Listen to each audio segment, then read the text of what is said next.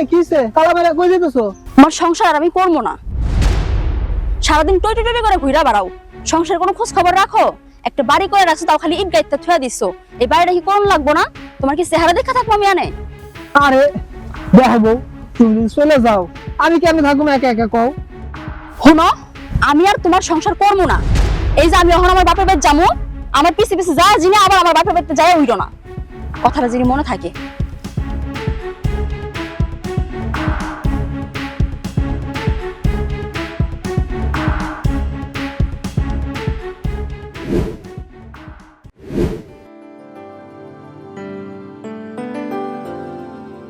তাহলে রনি সাহেব দেখেন বাড়ির ভিতরে কেউ আছে কিনা, একটু কথা বলা দরকার। এই বাড়িতে কেউ আছেন? কে? তুমি?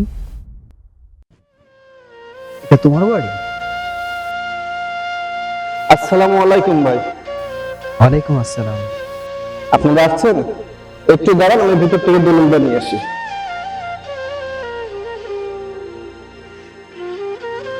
কি ব্যাপার, তোমার অবস্থা এরকম কেন? এর আগে যখন দেখা হয়েছিল তখন তো ভালোই ছিল, আমরা দুজন ভালোই সংসার করতেছিলাম। আর যত খারাপ ছিলাম সেটা আমি। আমার ব্যবসার অবস্থা ভালো ছিল না,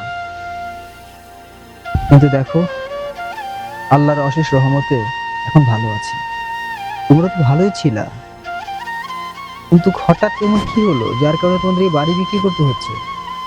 হ্যাঁ, আমাদের সংসারটা ভালোই চলছিল, কিন্তু হুট করে একটা কার অ্যাক্সিডেন্টে ওর একটা পা নষ্ট হয়ে যাওয়ার কারণে ওর পিছনে অনেক টাকা খরচ হয়ে যায়।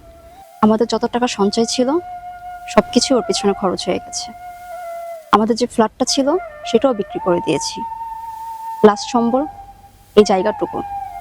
ওর চিকিৎসার জন্য এখন এটাও বিক্রি করে দিতে হবে, কারণ ওর চিকিৎসার জন্য এখন আরও অনেক টাকার প্রয়োজন।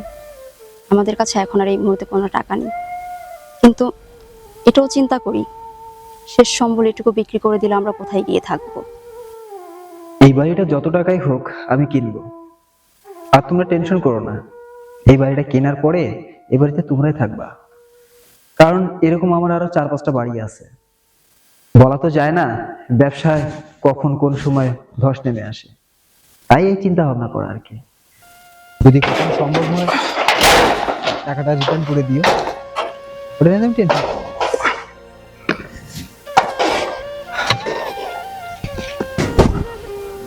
ভাই, এই ব্যাগে সব দলিলপাতি আছে, দেখে নেন। সকল ডকুমেন্টস আমার ম্যানেজার সাহেব দেখে নেবেন, আর আপনি একটু কষ্ট করে জি। বিকালে আমার অফিসে আসেন, আপনি টাকাটা নিয়ে আচ্ছা আচ্ছা, ঠিক আছে। ম্যানেজার সাহেব আপনি ওনাকে নিয়ে আসেন।